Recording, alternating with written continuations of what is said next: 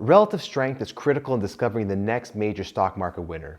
Virtually every significant stock market winner displayed strong positive relative strength prior to their towering price advances.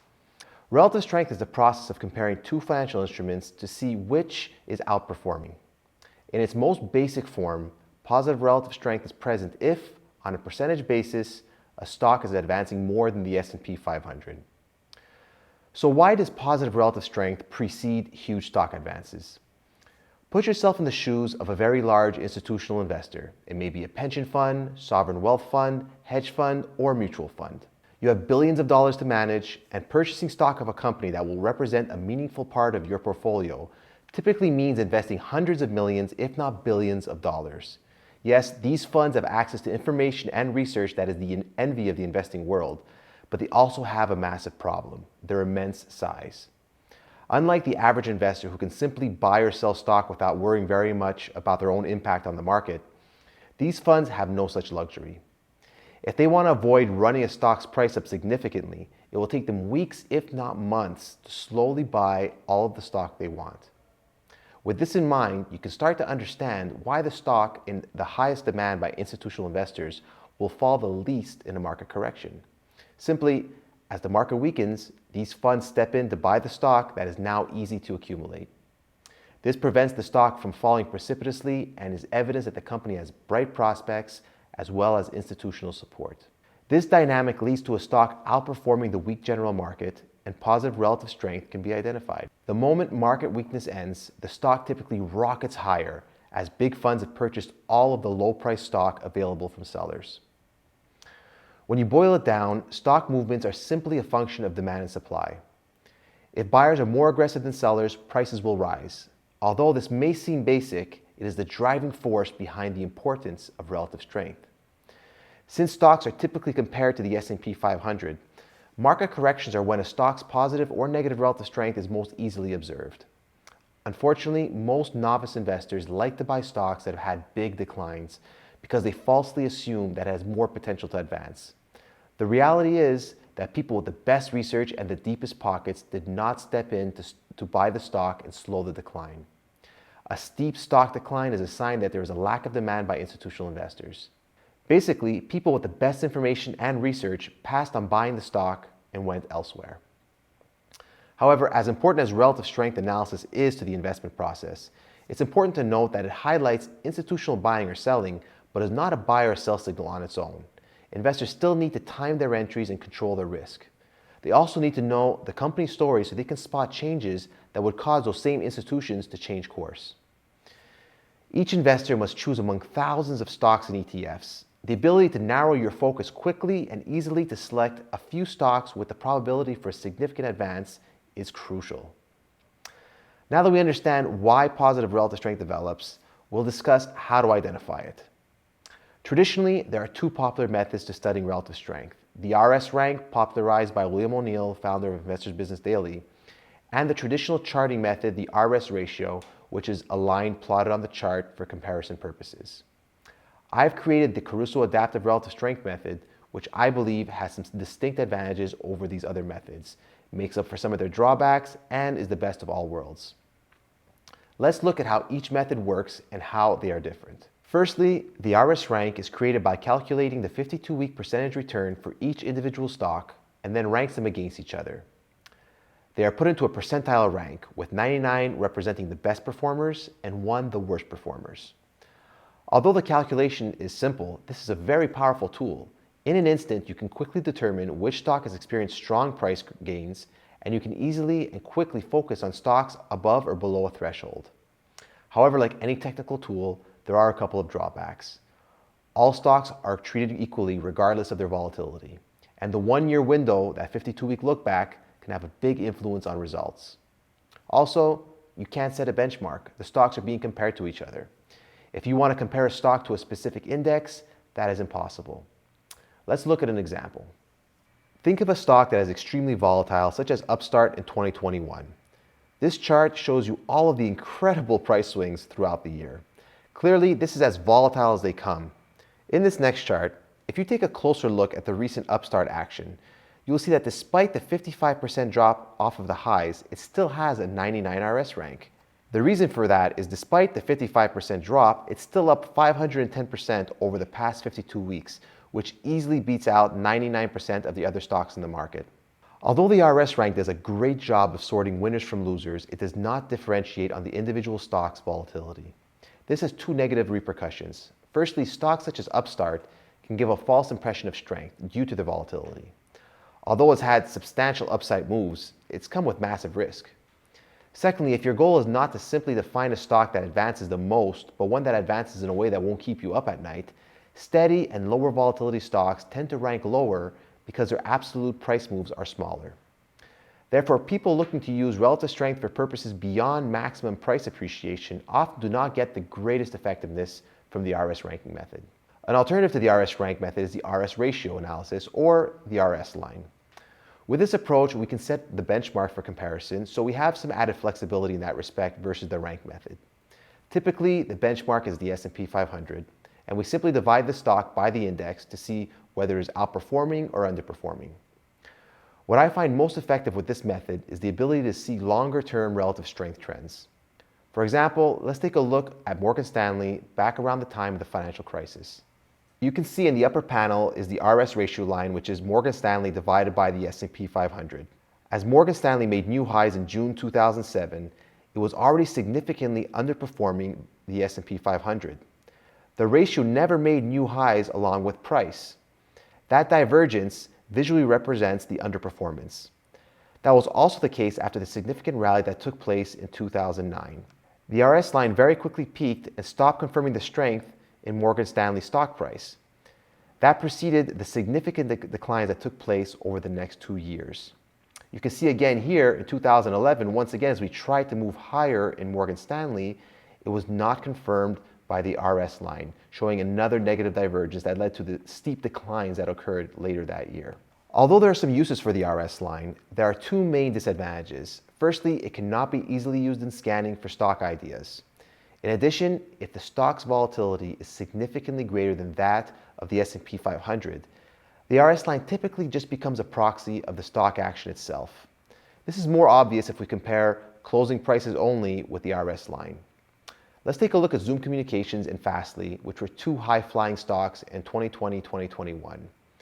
And you will see that the RS line gives very little information. In this chart here, you can see Zoom Communications is the black line.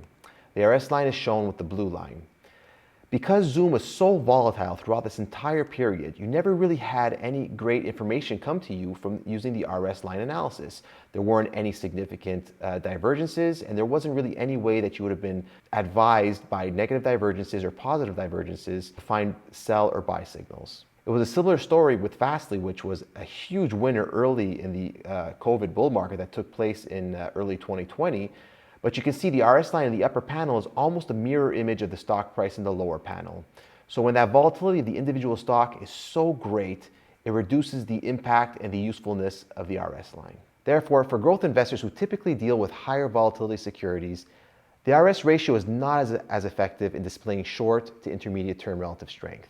Therefore, both popular methods are very useful in finding stocks that may be the next market winners, but they do have some inherent drawbacks. That does not mean that they're not useful. In fact, I use the RS rank and the ratio analysis daily. However, I have found a way that I believe improves upon both methods, which I call Caruso Adaptive Relative Strength, or CARS for short. Before we dive into how this tool is created, I want to show you a few examples of how easy and effective my new method is to apply to stocks. It is vital to have relative strength to identify stocks ready for a major advance, yet also be adaptable enough to spot that it is no longer true, so that you can use your sell tools to lock in your profits. With CARS, it is simple to spot if a stock is displaying positive relative strength. You simply need to see if the background color of the chart has changed color. Peloton was one of the significant advancers in 2020 as it benefited from the workout from home trend created by the pandemic. You can see on the Peloton chart, right off of the absolute lows, while it was still under its 50-day moving average, Caruso Adaptive Relative Strength picked up on Peloton's relative strength. It was a recent IPO that many investors believed was overvalued, but relative strength analysis highlighted at the outset of the new bull market that Peloton was being accumulated by institutions and had the possibility of being a significant advancer. Now, the irony of the stock market is that once a stock becomes obvious to everyone, it rarely advances further. And that was the story with Peloton. Just as it became obvious that Peloton was a new fitness leader and could do nothing wrong, institutions began to sell as they could see Peloton's future was not quite what it seemed to be. That once again was picked up by cars as the positive relative strength condition switched off, indicated by the white background, and notified you to the fact that the demand-supply dynamics were changing and that you should be aware of any sell signals. A very similar dynamic occurred in the dot-com bull market of 1999. If we take a look at Qualcomm, this stock advanced thousands of percent within a few months. At the very start of the move, Qualcomm's positive relative strength was highlighted by the cars indicator, and the back of the chart turned blue. After this incredible advance, the stock topped and started to move lower. The cars indicator switched off prior to a 60% decline in the stock price, and you would have been notified that you should be looking for sell signals to lock in your monstrous gains. Peloton and Qualcomm had some similarities in that they occurred during the rather dramatic and unusual markets of 1999 and 2020. However, let's take a look at Netflix that had its advance and subsequent decline in a much tamer market back in 2009. You can see all the way on the left side of the chart, in the depths of the financial crisis, Netflix began to demonstrate positive relative strength, which preceded a more than 1,000% advance within the next 2.5 years. However, Netflix then went into a spectacular decline while the general market held most of its gains. Within days from the peak, the cars indicator helped spot the warning signs that institutions were now sellers of Netflix and would have helped you to avoid the upcoming 80% decline in the stock price. Therefore, Caruso Adaptive Relative Strength is very simple to use and can be extremely helpful in identifying that a stock is being scooped up or dumped by institutions. So what makes this relative strength method different? How does it work, and how did I figure it out? Early in my career, when I was a market maker and pro trader, I primarily traded precious metal stocks as they were very active during that period. Although I was mostly day and swing trading, I was also an avid growth stock investor and a chartered market technician holder, so I naturally tried to apply every technical tool possible to increase my edge. On a short-term basis, the limitations of relative strength analysis became apparent to me. The RS rank method was ineffective as small-cap gold miners were in a world of their own. And the RS line was also not helpful for small-cap stocks that experienced dramatic volatility and were not significantly correlated to the S&P 500. However, by studying the price action constantly, and I mean not leaving my desk from 9:30 to 4, I could see and feel when a stock was exhibiting positive or negative relative strength that invariably led to an advance or a decline in the coming days. Think about some stocks you've invested in the past. I'm sure that there were days where the market opened very weak and you expected a terrible day, only to see your stock not fall much or even go positive. That is the essence of relative strength, and I wanted a way to quantify that so I could easily apply it to my investing. The main issue I realized was that a stock simply outperforming the market didn't necessarily mean that it was showing relative strength. This became obvious, especially in the gold mining space. I mean, gold is one of the most stable of all financial assets, but ironically, small cap gold mining companies are some of the most volatile securities on the market. This unique industry that I was trading in hyper-focused my attention to the intricacies of relative strength analysis. The extreme difference in volatility between the mining stocks and gold prices forced me to develop a more adaptive method of relative strength analysis. I took a step back and thought hard about how I could quantify my trader's instinct that I was feeling when watching my stocks day by day. After a lot of thought and research, I realized that the beta statistic would be an effective measure in my efforts. I'm going to touch on a few statistical measures to explain the tool, but for investors interested solely in the application of the tool, all you need to do to use this revolutionary approach is to look for the background of your chart to change color. We'll see some more examples shortly. For those of you who are unaware of what beta is, it is a correlation between two assets multiplied by their respective volatilities. What this means in simpler terms is that it describes to what degree two assets move in a similar direction, and it adjusts for their relative volatilities. If you think of a stock like Tesla, we know it typically moves in the same direction as the market. That's the correlation. We also know that it will usually move twice as much as the index. That's the relative volatility. Beta basically puts all of this into a number. A beta of 1 means that if the S&P advances by 1%, we should expect the stock to advance and also advance by 1%. A beta of 3 means that if the S&P advances by 2%, we would expect the stock to advance, but 3 times as much. So we would expect a 6% move. This is very powerful. Not only does this simple variable tell us if the stock will move in the same direction as the market, but to what degree. This stock characteristic is what I intuitively discovered when staring at the prices of the gold mining stocks versus gold, and beta allowed me to quantify it. Let's continue with our Tesla example. In the past, Tesla typically had a beta of 1.5 and more recently a beta of 2 or higher. With our beta statistic, we know how a stock should react to the market. So how do we use this to calculate relative strength? Let's take a look at 2 different days when Tesla advanced in price. In this first example, Tesla is up 0.81% on the day, and the S&P 500 is up 0.77%. On the surface, this looks to be a good day where Tesla outperformed. However, thanks to our beta statistic, we know that Tesla should have advanced by at least 1.5 times the S&P. So we were expecting a move of 1.12%. Therefore, what seemed to be a day of outperformance was actually a day of underperformance. This may seem like a small difference, but over time, this is what identifies if institutions are slowly buying or selling stock. This difference between what we expected Tesla to do and what it actually did is called alpha. And the positive and negative values for each day of this alpha can be seen in the bar chart below. In my opinion, this is the truest measure of relative strength. In this next chart, we see that the S&P 500 is up 0.91% on the day, and Tesla is up 1.67%, which is more than 1.5 times the index. Therefore, on this day, Tesla advanced and showed positive relative strength. If you now pay attention to the bottom chart, you will see quite clearly that Tesla had been showing positive alpha or relative strength on most days since the start of this uptrend. I experimented with a number of methods to develop this into a tool that can be used effectively and simply for stock investors. After almost 10 years of refinement, I developed my Caruso Adaptive Relative Strength Indicator. It is an alpha or relative strength composite of different time frames and is extremely effective in determining when a stock is truly outperforming its index. The benefits of this method are that it can be used in scanning, it's simple to use, it can be applied to stocks with different volatilities, and it can also be used on non-stocks such as other indexes, ETFs, crypto, and commodities. In my experience, it is hands down the most effective method for investors applying relative strength analysis and the truest representation of relative strength. Portfolio managers can use it on high-yielding stocks, as can growth investors use it on volatile mid-cap growth stocks. Let's take a look at some more examples as to how this was effective in past market cycles. My aim is to demonstrate how the biggest winners of each market uptrend can be discovered prior to their enormous advances. As I discussed earlier, institutions which need to buy large stock positions will leave their most obvious footprints during market corrections, and relative strength helps us to quantify this. There is no magic to it. We are not looking at lines on a chart. We are inspecting market data and understanding the demand and supply situation in a stock to determine which stocks are experiencing increased buying pressure. It's also important to remember that once we see positive relative strength, we then need to use our tools to time our entry and control our risk. You will see on the chart times when the background moves back and forth from blue to white. This is why you need to join this analysis with your market timing tools.